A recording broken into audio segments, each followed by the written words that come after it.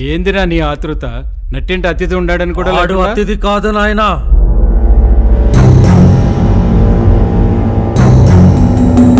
చిన్నాయన్ని నరికి చంపిన రాఘవరావు కొడుకు.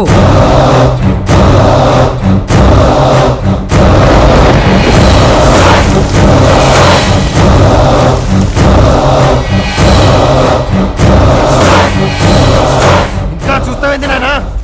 నా కొడుకుని నరికేయాలా? వద్దు బైరెడ్డి, ఏం మాట్లాడుతుండవు నాయనా? మీకున్న ఆవేశానికి పదింతలు నాకు వస్తుందిరా. వాణ్ణి ఈ క్షణమే అడ్డంగా నరికేయాలని చెయ్యి గుంజుతాంది. కానీ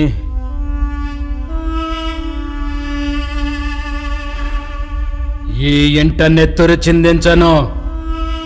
నా చేత్తో అన్నం వడ్డించిన అతిథిని నా ఇంట చంపను. అతిథి అయినంత మాత్రాన పగోని ఇడిచి పెడదామా?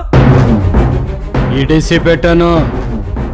ఆడు గడప దాటి అడుగు బయట పెట్టిన క్షణమే తల మొండెం వేరవ్వాలా.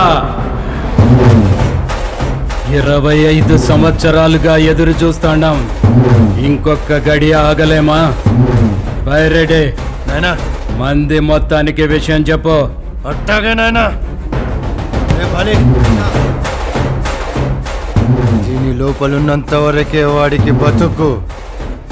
దాటాడు పీక నరికేయాలా?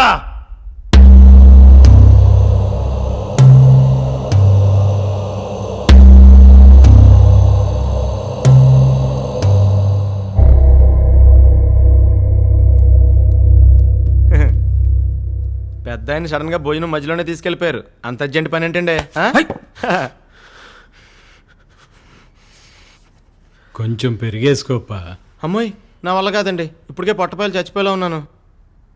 అవును, బైరెడ్డి గారు ఏరి? పనిలో ఉండాడు. ఆకు ఒక్క వేసుకుంటావాపా? హాయ్ బాబాయ్, గుడక మింగడానికి కూడా ఖాళీ లేదండి బాబు. అంకుల్ అంకుల్ కళ్ళగంటలు అలాగే. పిల్లలు, అతిథిని ఇబ్బంది పెట్టకూడదు.